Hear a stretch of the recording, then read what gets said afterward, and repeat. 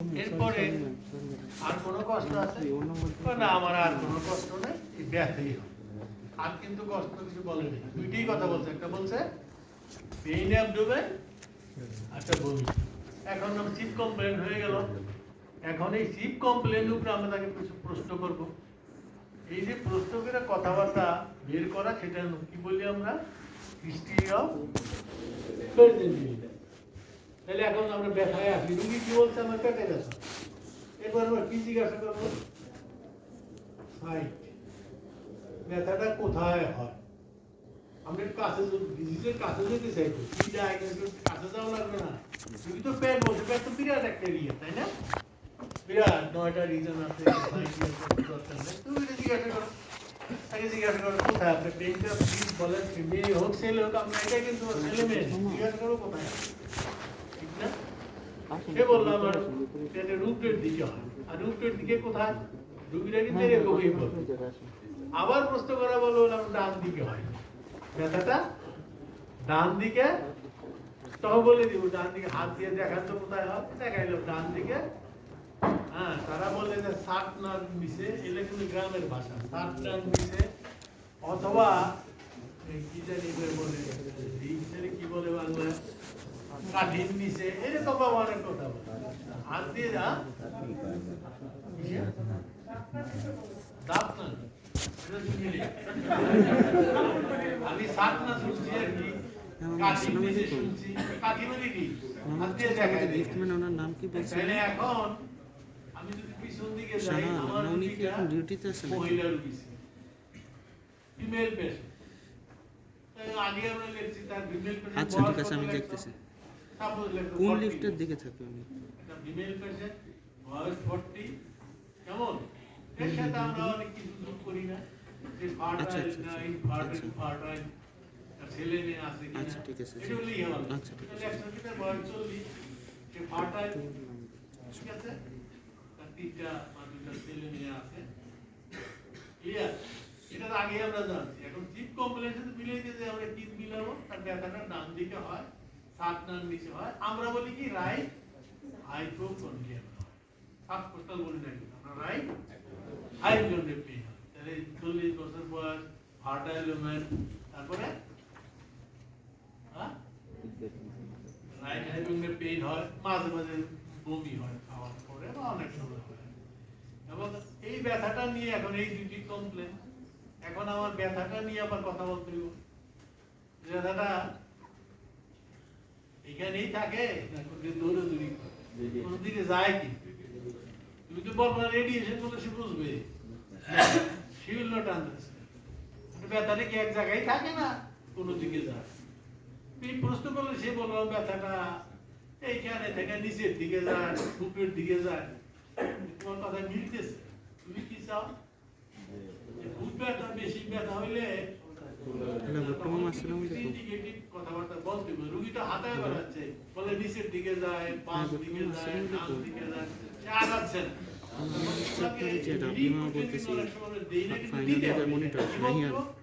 আপনার কোন সময় কি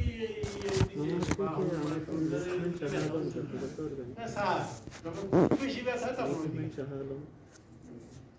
তাই না? তখন কিন্তু সে তোমাকে হেল্প করো। খুব বেশি ব্যথা, তুমি জিজ্ঞাসা করো যখন বেশি ব্যথা হয় আপনি কি জ্বর হয়?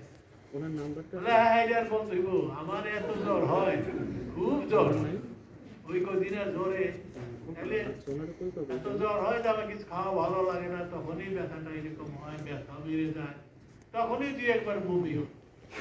আর এই করে ভাব, তাতে কি বুঝলো রুগীটা কি একটু রুগীটা কনিক কনিক কনিক না পেটটা কনিক।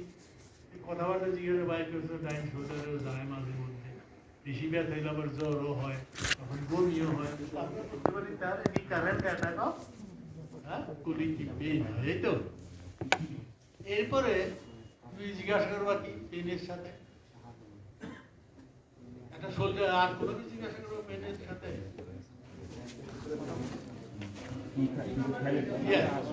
খাবারের সাথে কোনো রিলেশন আছে? খাবার সাথে কোনো রিলেশন আছে? কে বললো যে না, মনের সময় খাইলেও ভালো থাকে, আবার বেশি কিছু খাইলে বমি হয়। তাহলে বমিটা খাওয়ার পরেই হয় সাধারণত, ঠিক না? খাওয়ার পরে বমি হয়, এদিকে যায়, এই ঘটনা অনেক কিছুই বলছে। আর কিছু জিজ্ঞাসা করবা?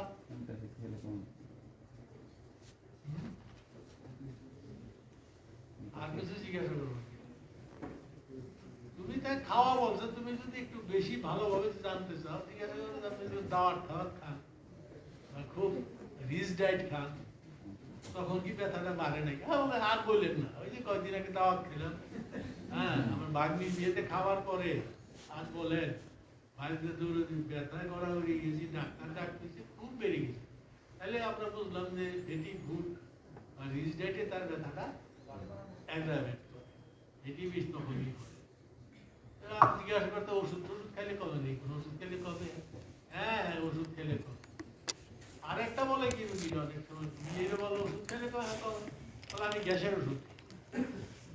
এটা কিন্তু বাংলা ভাষা, গ্যাসের ওষুধ মানে গ্যাসের বহুদিন যাবো, এটা কি জন্য আমরা জানি না, যে কনফিউশন লাগাই দিল, রুগী কি কয় গ্যাসের ওষুধ।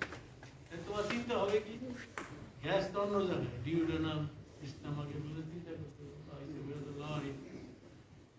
এখন রুগীটা এই কমপ্লেনের পরে আমরা বুঝলাম যে তাদের এখানে এরকম পেইন আছে, এই পেইন এই দিকে যায়, এই ঘটনা ঘটে।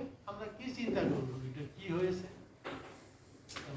মাথায় একটা চিন্তা রাখতে হবে, তাই না? আর কি এখন কি জিজ্ঞাসা, এই রিলেশন আর কি জিজ্ঞাসা করবো? আপনার চিন্তা হয়ে গেছে যে মোস্ট লাইকলি পলিলিথিয়াসিস না ক্রনিক পলিসিস্টাইটিস না যেটি বলো বলতে, আর কিছু জিজ্ঞাসা তোমার মাথার যেটা ক্লিয়ার কিছুটা আগাচ্ছে, কি আর কি জিজ্ঞাসা করো?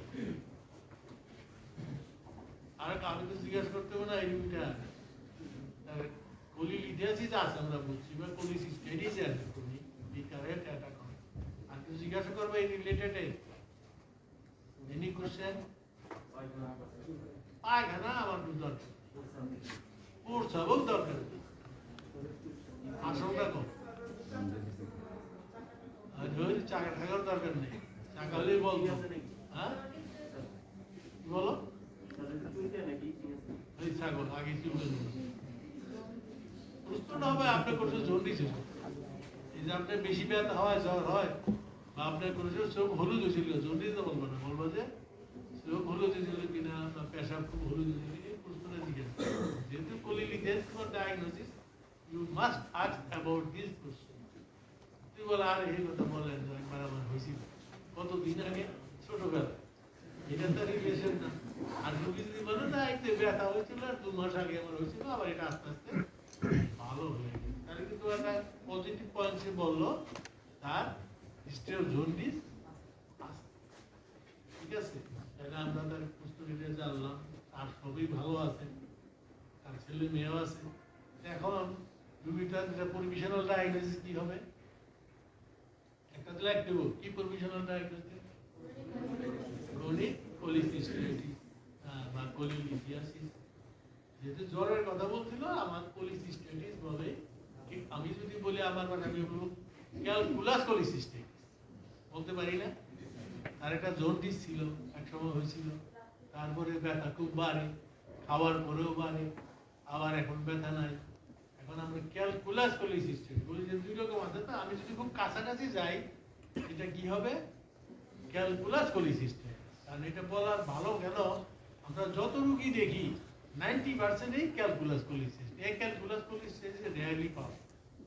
তাহলে আমরা তাকে কি চিন্তা করলাম, প্রভিশনাল ডায়াগনোসিস ক্যালকুলাস, এটা প্রভিশনাল ডায়াগনোসিস মাইন্ড ইস্যু।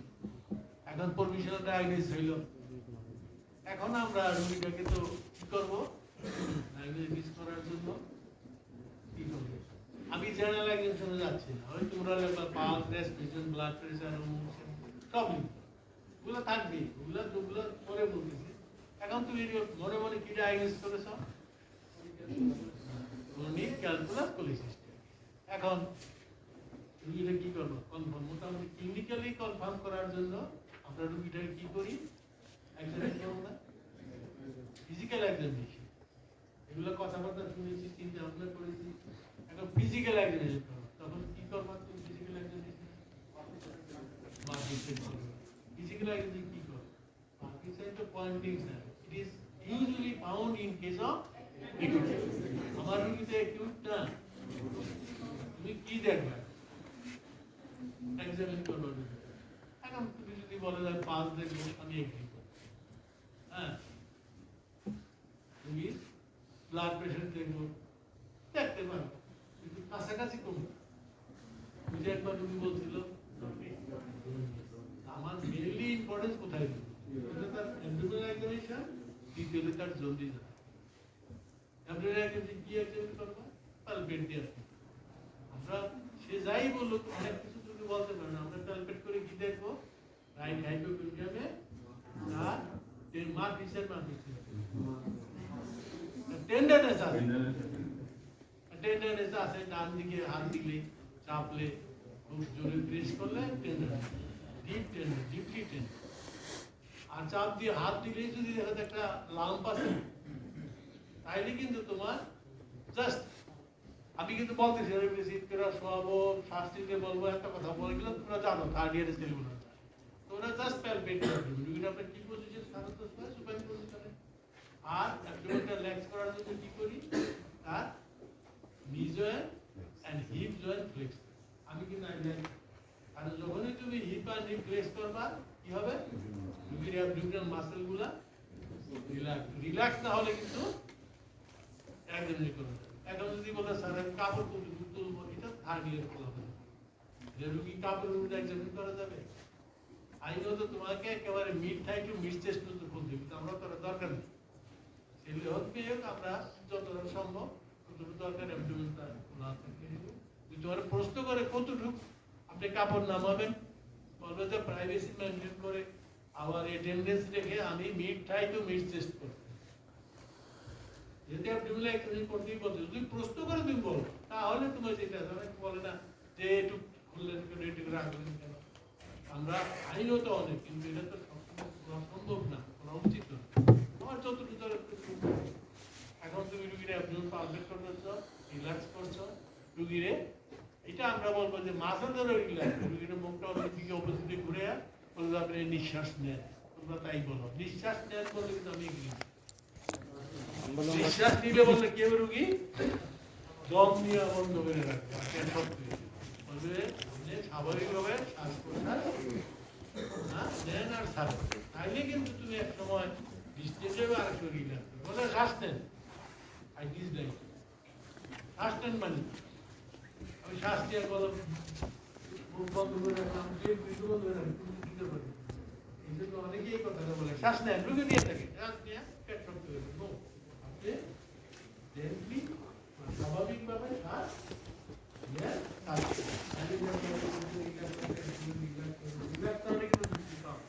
এখন তুমি আস্তে আস্তে চলবে। হ্যাঁ, পারফেক্ট করার সময় মাইন্ড এটা বলা দেখানো যাবে না।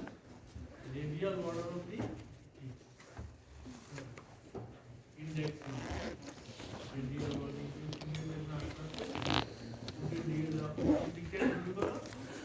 এখানে রাইট ইয়ার কোথাতে ওকে দিয়ে যাবে, অপোজিটে আঘাত প্রয়োজন।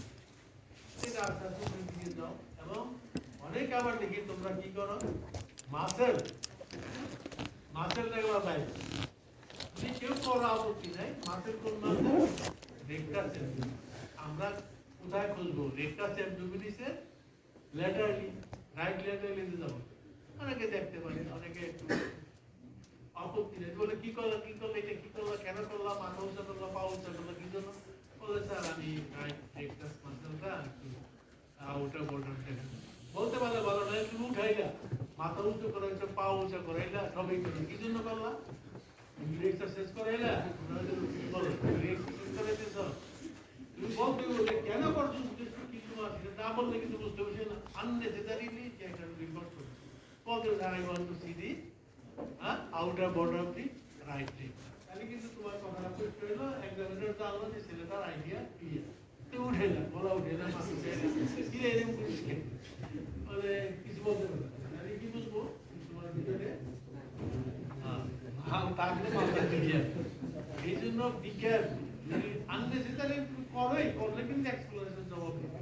তাহলে আমরা রাইট লেগ পেলাম, রিল্যাক্স করলাম, দেখে নিচ্ছ। এখন আমরা আস্তে আস্তে প্যালপেট করে দেখলাম টেন্ডারনেস আছে, লাম নাই, তাহলে লেখো নো লাম, নো পালপেবল লাম। আর যদি লাম লাগে তখন তোমার কিন্তু আবার অন্য চিন্তায় যেতে হবে। লাম হইলে আবার বিপদ। লামটা কিরকম হলো? টেন্ডার না নন টেন্ডার? লামটা টেন্ডার না নন টেন্ডার? হ্যাঁ, এটা রেসপিরেশনতে উঠানামা করে, রেসপিরেশনে মুভ করে কি করে? তাহলে এখন যদি আমি আসি লামটা নন টেন্ডার, নন টেন্ডার লাম, তাহলে বলতে লামটার সারফেসটা কিরকম? স্মুথ, তাই না? Non tender smooth and it moves with respiration. তাহলে তখন আমার ডায়াগনোসিস কি হবে? Non tender lump, palpable lump আছে, সারফেসটা স্মুথ, রেসপিরেটর সাথে এটা ভালো উঠানামা করে। What is your diagnosis? Yes, definitely mucocele. এখানে কিন্তু অন্য কিছু বলার কোনো অবকাশ নেই। ক্লিয়ার? আইডিয়া কিন্তু ক্লিয়ার। আরেকটা রোগী হয়তো ওই রোগীকে অন্যভাবে যদি বলি যে হাত দিলে একটা টেন্ডার লাম, হ্যাঁ, অতটা মুভ করে না, রেস্ট্রিক্টলি মোবাইল, এমন খুবই টেন্ডার, রেস্ট্রিক্টলি মোবাইল, ঠিক আছে, কিন্তু সারফেসটা স্মুথ। এখানে কি হবে? Yes, this is a empyema. এখন যদি আমি মিউকোসিল বলবো না, বলে গেলাম কোথায় আমি? এমপাইমা গলব্লাডার আর পায়োসিল, অনেকে পায়োসিলও বলে, সব টার্ম জেনে রাখে।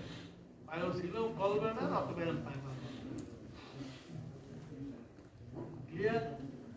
আচ্ছা, এখানে একটা কথা বলে দিই, অ্যাবসেস আর পায়োসিল বা এমপাইমার মধ্যে পার্থক্য না। অ্যাবসেস এখানে পায়োজেনিক মেমব্রেন তো অর্বিটটা একটা হয়ে গেছে। কথাটা কি? একটা মিউকোসিল, সরি, এটা পায়োসিল বা এমপাইমা গলব্লাডার আপনি অ্যাবসেস। এখানে ডিফারেন্সটা কি হবে? প্রিফর্ম স্যাগের মধ্যে, কথা মনে রাখবা, প্রিফর্ম স্যাগ, আগে থেকে তৈরি স্যাগের মধ্যে যদি কোনো পাঁচ জমে তারা আমরা বলি পায়োসিল বা এমপাইমা, যে জায়গায় যেটা হয়। বুঝতে পারছো? প্রিফর্ম স্যাগটা কি? যেমন আমার স্ক্রুড্রাইভারের মধ্যে কি আছে? টেস্টিসের চারিদিকে ইউনিকা, তার একটা স্যাগ আছে না? ওই স্যাগে পাঁচ জমলে কি বলি? কি বলি? পায়োসিল। পায়োসিল টেস্টিস বলে নাকি? পায়োসিল দিয়ে স্ক্রুড্রাম বলতে পারি, টেস্টিসে পায়োসিল, এটা আমরা পায়োসিল, ঠিক না? সেটা আমরা অ্যাবসেন্স করবো না, পি ফর্ম। আর এখানে আমরা কি বলছি? এমপাইমা গলব্লাডার অথবা পায়োসিল অফ দি গলব্লাডার বলছি। হ্যাঁ, থোরাক্সের মধ্যে পাঁচ জন জমে না প্লুরাল ক্যাভিটিতে, প্রিফর্ম স্যাক আমরা কি বলি? অ্যাবসেস বলি। লাংয়ের ভিতরে পাঁচ জমলে বলি থোরাসিক লাং অ্যাবসেস। আর যখন প্লুরাল ভিতরে জমে কি বলি? পায়োথোরাক্স, হ্যাঁ, বা এমপাইমা থোরাক্স, তাই বলি। তাহলে প্রিফর্ম স্যাকে যখন পাঁচ জমবে তাকে আমরা বলি, জায়গা অনুযায়ী নাম বলি। আর যখন আগে স্যাক ছিল না, কালেকশন অফ পাস, এখন তুমি within the tissue space surrounded by pyogenic, এটারে বলি আমরা অ্যাবসেস। তাহলে ডিফারেন্সটা কিন্তু অনেক ডিফারেন্স। প্রিফর্ম স্যাকের মধ্যে পাঁচ জমলে যেটা ওইখানে এমপাইমা ইয়ে পর্যন্ত, এই যে এটা কি বলে ভেন্টিলারি ফাইনাস আছে না, এগুলো আমাদের বুঝলো তারা এমপাইমা, এগুলো অ্যাবসেস বলে না কিন্তু মাইন্ড। ঠিক আছে, তাহলে এই কথাটা এখানে রেখে দিই। এখন যদি টেন্ডার থাকে, স্মুথ থাকে, রেস্ট্রিক্টলি মোবাইল হয়, হ্যাঁ, তাইলে বুঝতে হবে এটার নাম এমপাইমা আছে। অথবা লোকালি একটু টেম্পারেচার রেঞ্জ থাকে এমপাইমা হলে। ঠিক আছে, এই আরেকটা পালপেট করে দেখলাম, রোগী হিস্ট্রি দিয়েছে 6 মাস 1 বছর ব্যথা, হাত দিয়ে দেখলাম এখানে লাম্প আছে। লাম্পটা সারফেসটা ইরেগুলার, আবার consistency hard, most with respiration বা রেস্ট্রিক্টলি মোবাইল। ও যখন নরে লিভার সহ নিছে, এখন ডায়াগনোসিস কি হবে? ইয়েস, স্টেট আর সিনেমা অবধি ক্লিয়ার। কিন্তু আমরা এইভাবেই তোমাদের প্রস্তুত করি। একটা লাম পাইছো, লামটা আমি যাবো যে তুমি তিনটা জিনিস জানো।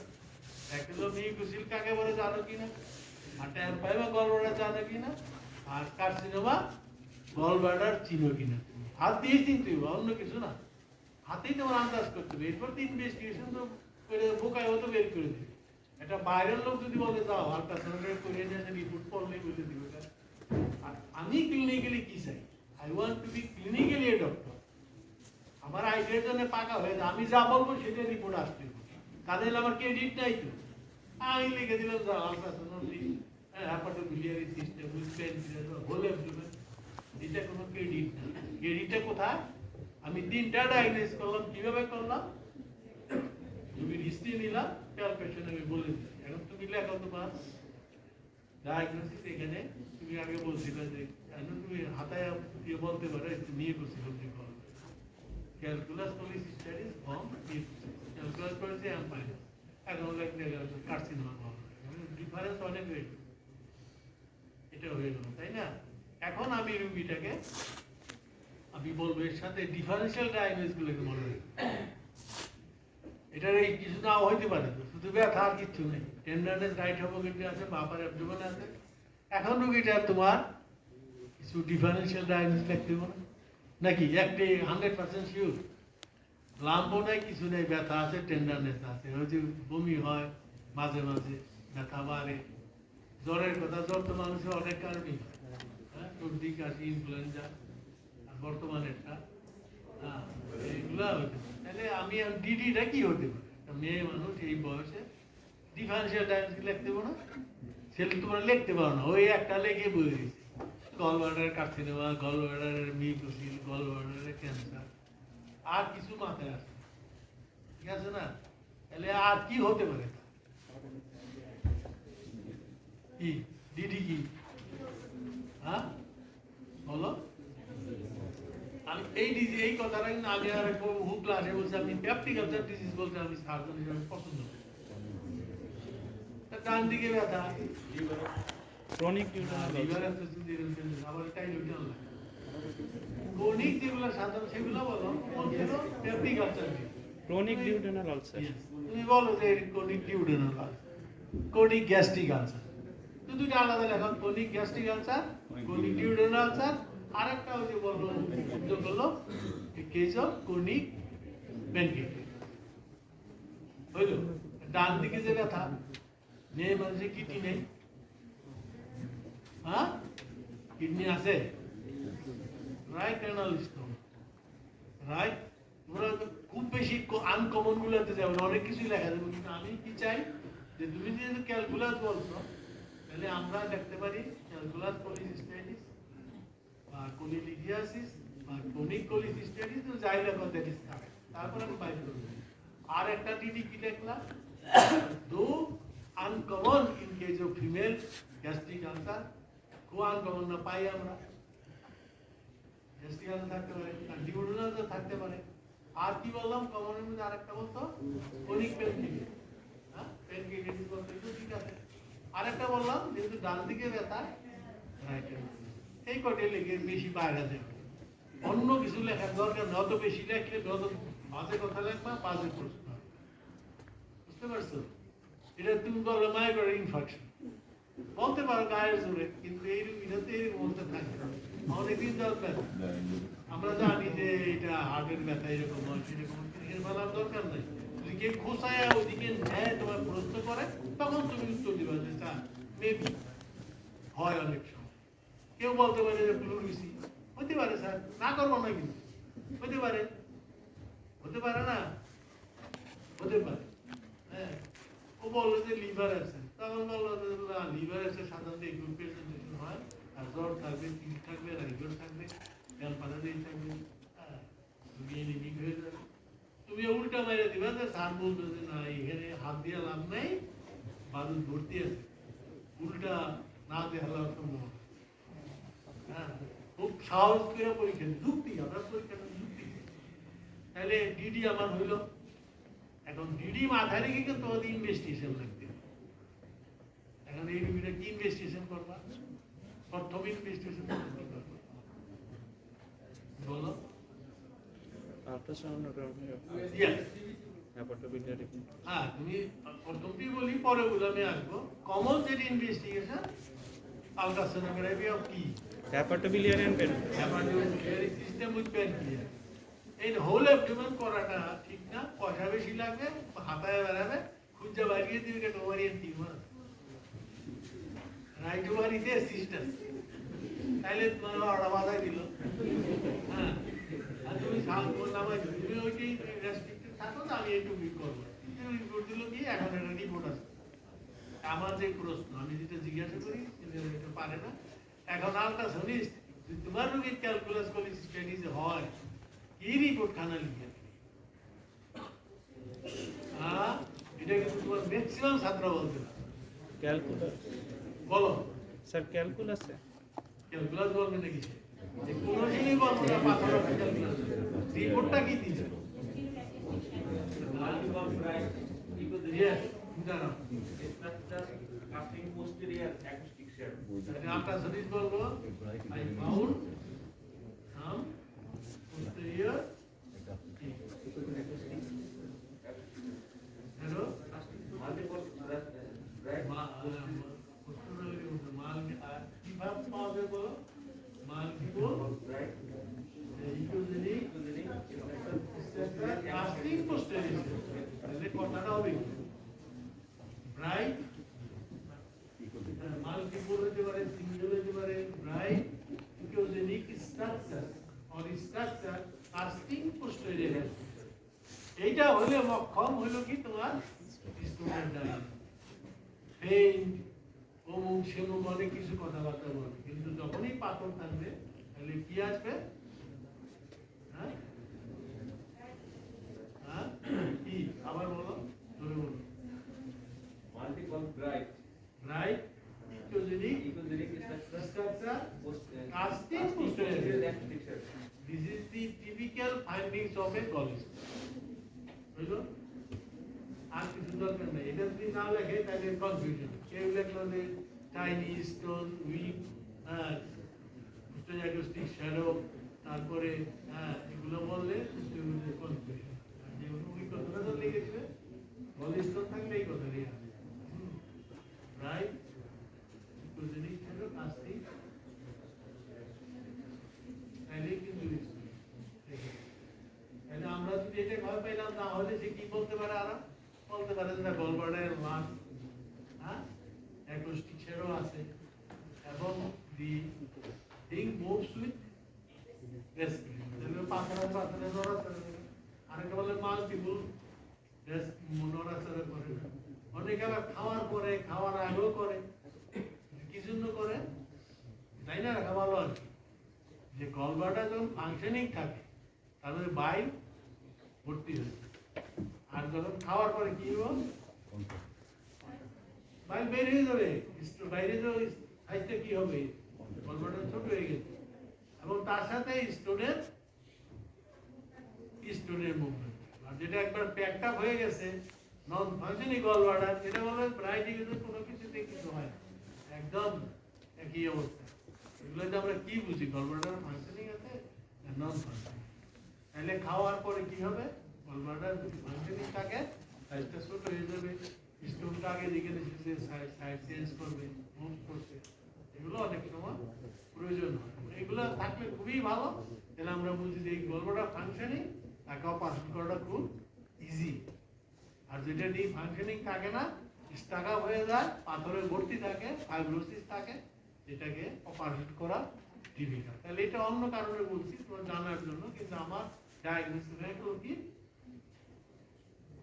ক্যালকুলাস কোলিসিস্টেম আলট্রাসাউন্ড করাইলে রিপোর্ট আসলো no stone no acoustic shadow no echogenic structure তখন কি হবে আমি তো চিন্তা করে ডায়াগনোসিস লিখে বলেছিলাম কি ডায়াগনোসিস লেখছো তো ক্যালকুলাস কোলিসিস্টেম যখন এখন তো রিপোর্ট দিল না কোনো পাতা টাতা নেই এখন একটা থাকে মেবি এক ক্যালকুলাস কোলিসিস্টেম তবু যুদ্ধ করতে করতে স্যার পাওয়া না গেল কি স্যার আমারটা স্যার হয়তো এক ক্যালকুলাস কোলিসিস্টেম মানতে বাধ্য হতে পারে ঠিক আছে এখন না হইলে আমি চিন্তা অন্য ডায়াগনোসিস কি হবে ওই যে আগে বলছিলাম গ্যাস্ট্রিক আলসার ডিউডেনাল আলসার এখন ওইটা যদি হয় তাহলে কি করবো তাহলে আপার জিআই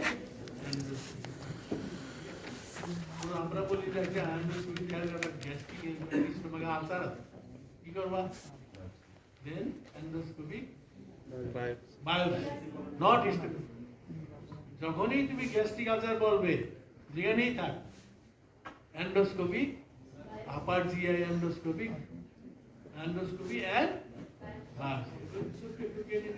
তারপরে কথা লিস্টে হতো আর ডিউডেরও আলসার থাকলে কিন্তু যে বায়োপসি নিবা আর ডিউড কেন নিব না নিতে পারে কেন নিব না ডিউড তো আমরা নিতে বলি না নেওয়া উচিত নয় কারণ আমরা জানি গ্যাস্ট্রিক আলসার ম্যালিগনেন্সি হওয়ার সম্ভাবনা আছে আর ডিউডের আলসার ম্যালিগনেন্সি হয় নাই বলে দিবেন তার এটা হয় না বুঝি আমি কেন কেটে এটা হয়ে যাচ্ছে আর প্রয়োজন ছিল না বেশি করে কাটতে দেয়া আলসার তেমনি পাতলা থেকে বল কেটে দিছে ওটা করে একটা জিনিস পাতলা তাহলে আমরা বায়োপসি কোথা করে বলবো প্যানক্রিয়াস যদি স্টোন থাকে প্যানক্রিয়াস যদি বড় থাকে তাহলে আলট্রাসাউন্ড বলেই দিবে প্যানক্রিয়াস এরকম আছে এত কথা না এরকম মাথাটা বড় আছে কিছুতেই কিছু নাই যদি বলে দিল যে স্যার যা বলতেন কিন্তু আমরা ঠিকই আছে কিন্তু আমি দেখলাম রাইট কিডনি একটা পাথর মেবি সামটাইমস ঠিক আছে আমি রেড পার্সপেক্টিভ চাই আমি যদি স্টোন দেখতে চাই তাহলে আমার কি ইনভেস্টিগেশন করা লাগবে একটা সিম্পল একটা কেউ বিলিজ আর কিছুই না আমি এখন উল্টা যাচ্ছি কিন্তু কেন যাচ্ছি আমি স্টোন কিছু নাই হ্যাঁ যে হয়তো বলছে যে একটা রাইট কিডনির একটা সন্দেহজনক মনে হতে পারে সে ভালো করে দেখেনি আমি যেটা চাইছি সেখানে বলে নেই এখন তো আমি যদি মেইন এক্সরে ডোমেন অথবা যদি কেউই করি তাহলে কিন্তু স্টোন চলে আসে এখানে কথাটা হইলো কেন আসলো এক্সরে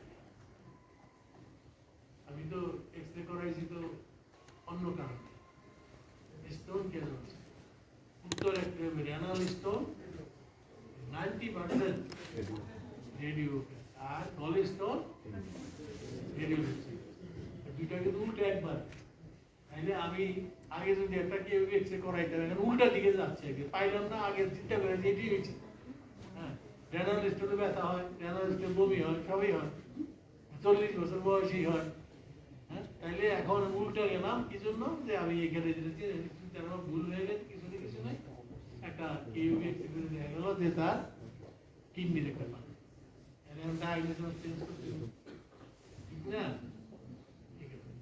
তাহলে আমি এখানে রাখি এটা পরে আবার কেউ এটা পরে আসবে তাহলে আমরা এত ইনভেস্টিগেশন করবো এখন আর কি ইনভেস্টিগেশন করবো রিপোর্ট দিল তার ইকোজেনিক শ্যাডো আছে পোস্ট ডায়াগনস্টিক একটা শ্যাডো আর সব কিছু মিলে গেছে স্টোন ডায়াগনোসিস কনফার্ম মোটামুটি ভাবে ক্লিনিক্যালি কনফার্ম এখন আর কি ইনভেস্টিগেশন